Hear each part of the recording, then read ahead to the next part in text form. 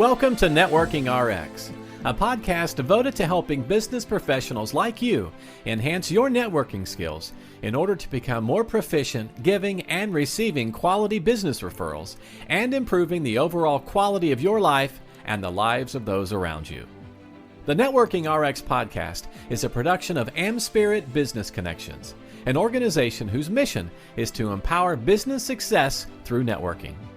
Welcome to the Networking RX podcast. I'm your host, Frank Agan, founder and president of AmSpirit Business Connections. Today, I have another great guest. As our ongoing subscribers know, often on this podcast, I share ideas, insights, and best practices for building professional relationships and excelling at business networking. Occasionally, however, I'll bring in subject matter experts, authors, speakers, thought leaders, social scientists, and these people will share their knowledge to help us build better relationships. Today, like I said, I have another guest on. I have Rayford Weibo. He's the founder of the Weibo Media Group, a storytelling and video content creation company.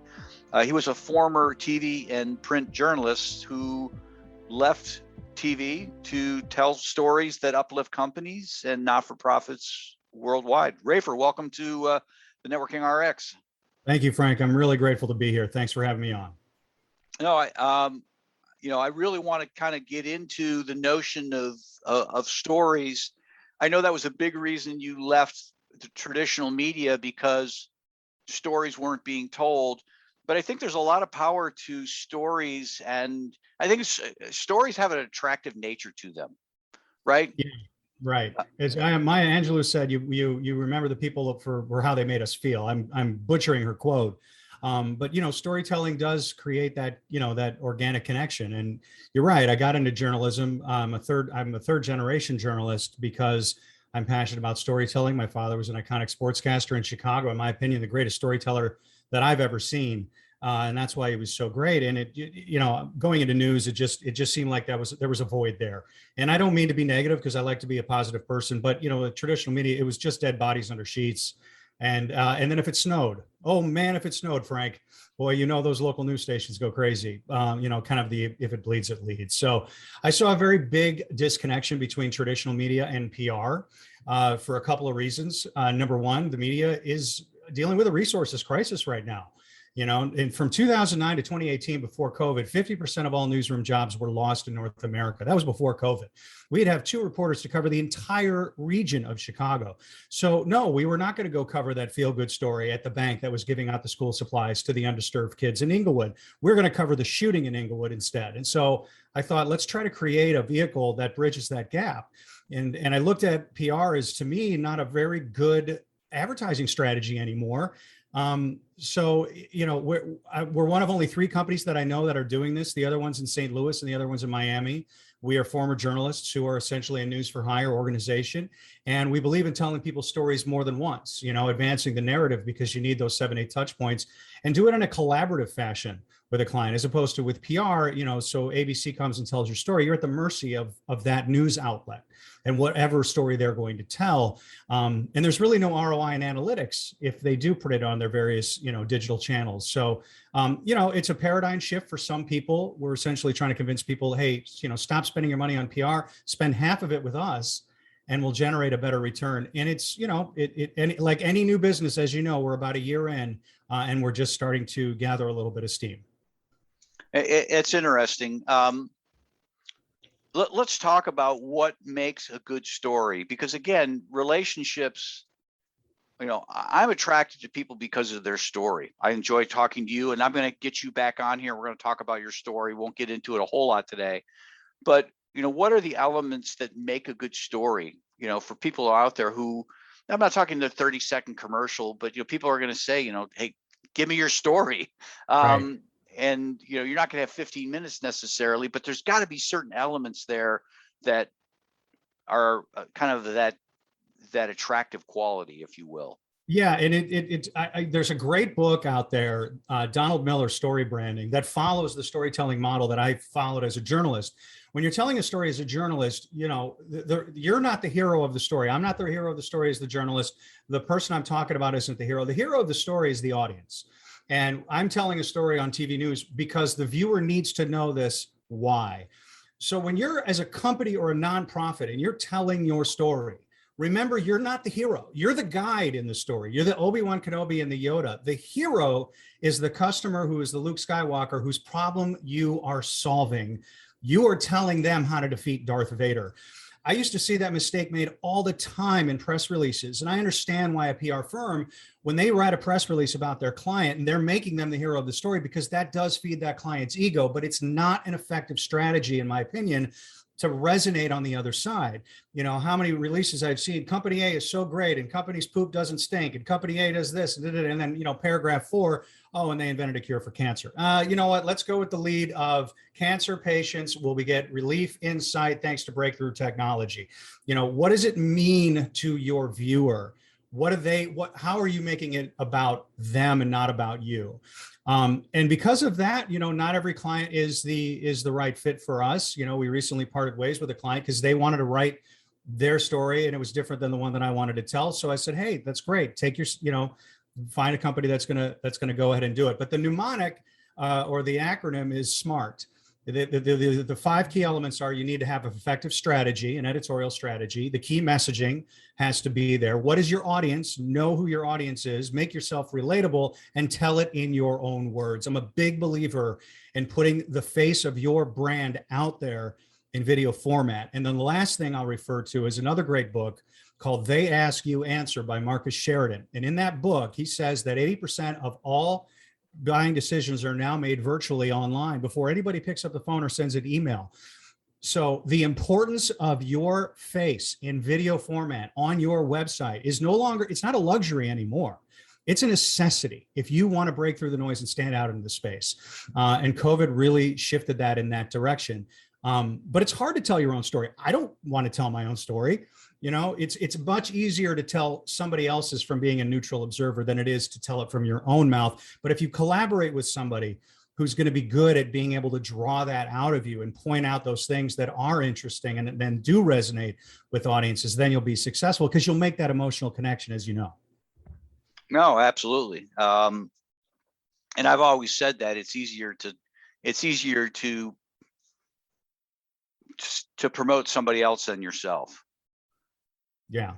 And I mean, I could talk all day long about people and feel good about myself and then self-promote for 30 seconds and feel like I need a nap, right? It's well, you got a lot of fans, Frank, who would be happy to tell your story, and we all have different versions. And that's the other great thing about storytelling. There's so many great stories out there to tell, you know, and I tell people, I mean, I don't want to certainly take any work away from anybody, but 5 years ago, video was kind of like all the rage, and people were spending, you know, $10,000, $15,000 in these super slick polished videos and wondering why they weren't making any money, you know, because it wasn't connecting with people emotionally.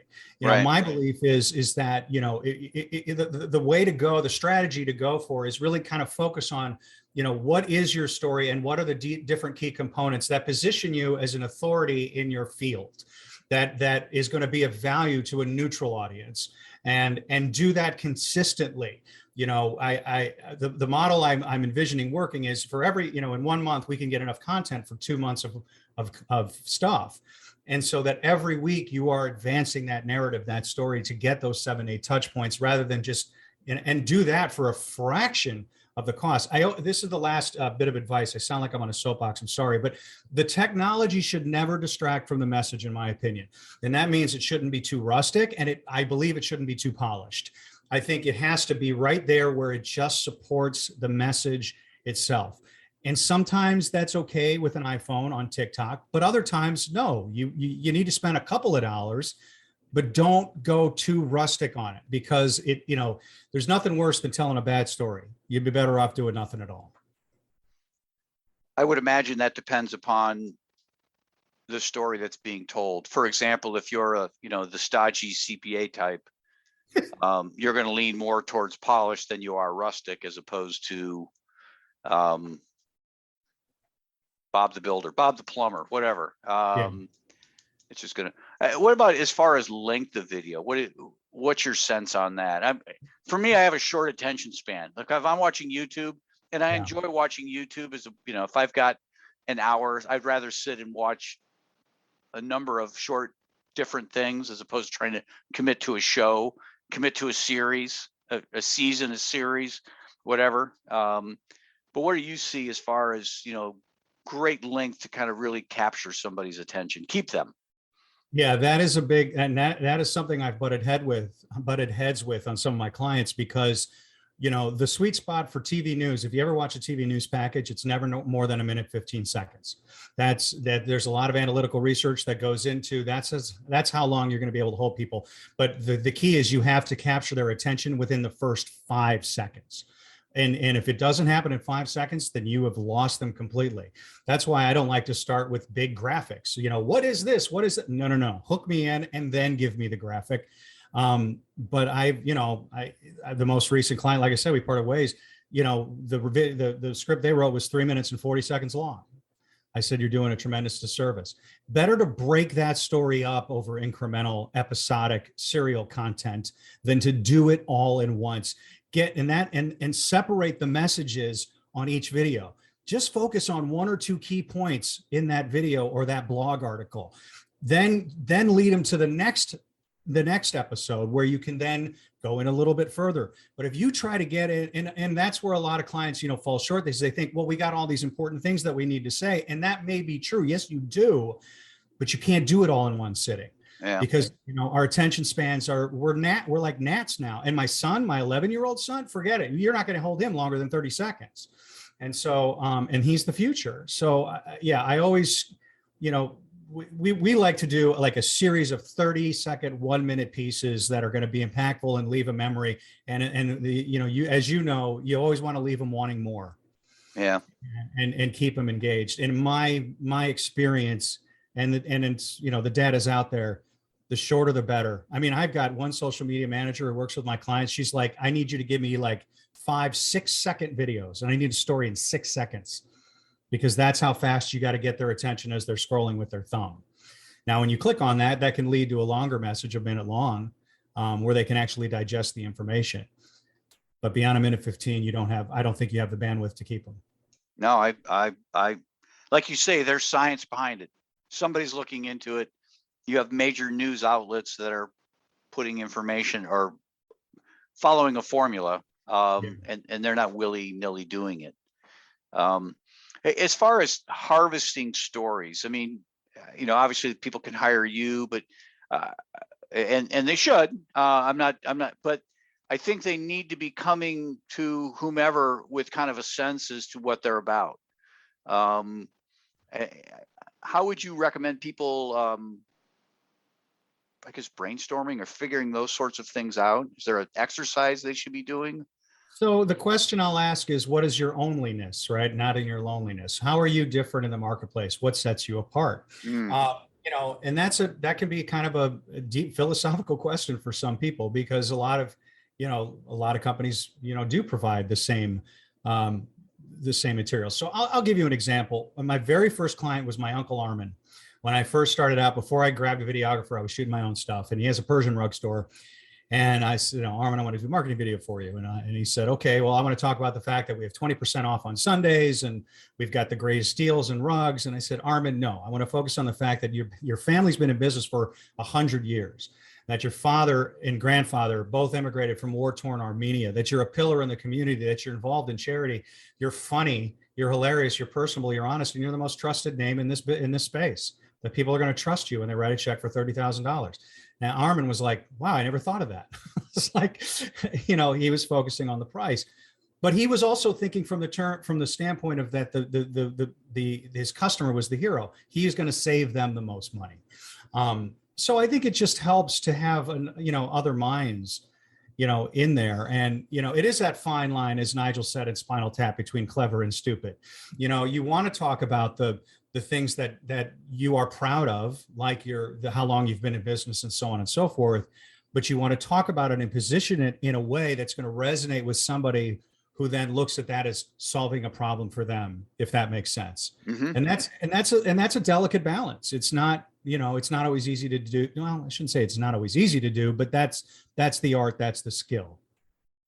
When you work with clients, do you kind of brainstorm different things like that with them? Yeah, what we do. So, I mean, and this, anybody can do this. What we do is, if somebody's interested in it, we set up an hour session where I just interview them, and I get them all there on Zoom, and we start asking in-depth questions. What's your why?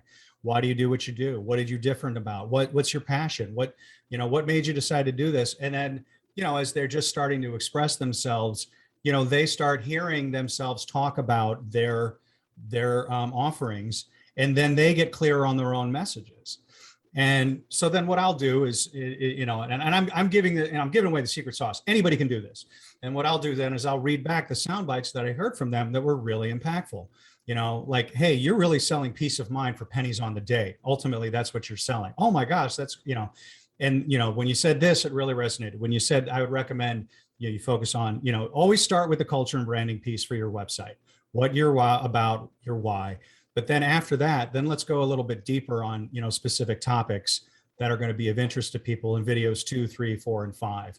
But just from that question and answer session, that's what a lot of marketing experts do, right? The branding experts, when they want to find your brand for your website, they'll have you fill out that questionnaire. It's sort of similar to that. I mean, I'm not going to ask if you were a tree, what tree are you, or whatever. Let's just get, let's get basic but incredibly important information. But let's just keep it simple. Keep it simple, stupid, as they acronyms. Well, I mean, you said you're giving it away, but in reality, I don't know that you're giving it away, Rayford, because people can't see the water they're swimming in. Right? True for me too. Yeah. No, it's true for everybody. Yeah. Yeah. People have said things about my business where it's like, oh my God, that is so, I'm almost embarrassed because it was so obvious. And, well, the one person I believe I've introduced you to, I don't know if you guys have connected yet, Mike Verrett. He's love that guy. Yeah. Very similar mindset. Yes. Yeah. He said something to me and it was like, oh my gosh, it's like, I've been doing this business forever and I don't see that. But, he's standing up on a pillar looking down at, what we're doing, me swimming and saying, hey, do you see this? I didn't see that. But I think that's the value that you bring in having a conversation with people.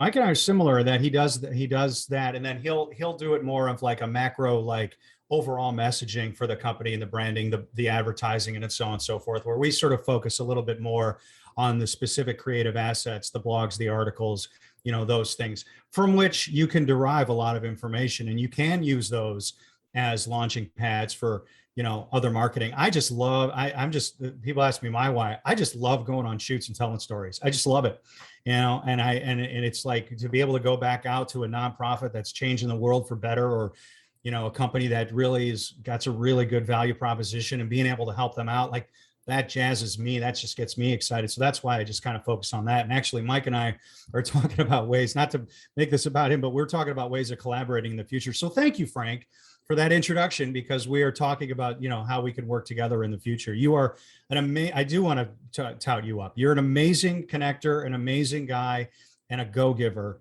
And I just hope you're seeing, all the value. I'm yearning for the opportunity to reciprocate what you did for me by introducing me to the people that you've introduced me to. I'm grateful. Well, you are quite welcome. I look at it this way, and not everybody's you would be surprised of the number of people that they need to understand why the connection's being made. Tell me the end of the story before I agree to the connection.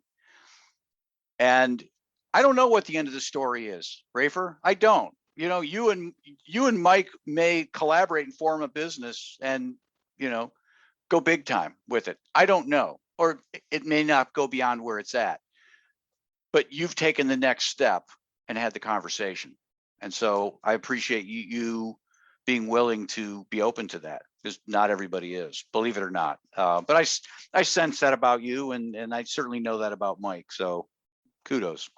Yeah, no, thanks to you, Frank. You have got an incredible network, and yeah, I want to join it. I want to be a part of your this networking event or this networking group that you're behind. Well, thank you. Let's quickly, as we kind of wrap up here, let's talk about the types of businesses you're looking to work with. We've uplifting companies, not-for-profits. Any in particular you're trying to get into, or? Well, I think the small medium business space is generally going to be where we play in. Those are more fun for us because you get right to the decision makers. We have been brought into larger companies through their marketing department, and we've collaborated with them on the messaging because they've already been working with that client and they're very clear on the messaging. And then our job is to, convey that into video and blog format, based on the work they've already done. I think the biggest thing that I run into, is there's a scarcity mindset with a lot of folks. It's like, well, how much is it going to cost? I'm like, a couple $1,000s. And then if you want to do other ones, it'll be like, another couple thousand. And it's, well, what is it going to, and I think people need to look at it as an investment in marketing. If you want to make money or if you need to save money, in my opinion, the last place you should be pulling from is your marketing budget. Because it doesn't help to have that sales team if you're not getting the word out there, to bring people in. I mean, the average ROI for my clients, and this is not a testament to me, this is the testament of the power of storytelling and video format. I'm not patting my back here. I'm just saying that this works. The average ROI is 500%. And that's after 2 months. Because you're going to get people's attention and they want to buy for people that they know. So how do you get them to know you, not in your time, but in their time? Video is the only way to do it. And if you have a nice little article there with it to create the SEO, then that's going to bring more eyeballs than to that video. It does work. And I think it's only a matter of time where I think it becomes a little more saturated, perhaps. But I think that's, that's just the nature of where the business is shifting, or the market is shifting, I should say. Best way to get a hold of you through your website, weigelmediagroup.com? weigelmediagroup.com or info@weigelmedia, WEIGEL, mediagroup.com. Or call me, 312-914-8690. It's my cell phone. I'll answer it. Sounds good. Well, I'll definitely get the URL in the show notes. So I appreciate your time today. Look forward to talking again when we really delve into your story. That's the big tease for future episodes. I think it's a good one, Frank. Thank you so much. I appreciate it. Thanks for joining us on the Networking RX podcast. Please put what you've learned into action today and let us know if you have questions, comments, or ideas for future topics. You can email them to us at podcast@amspirit.com. That's AMSPIRIT.com. Finally, so you never miss an episode, be sure to subscribe to the Networking RX podcast through iTunes, Overcast, or however you receive your podcasts. Now get out and network with someone. The Networking RX podcast is the copyright production of AmSpirit Business Connection. All rights reserved.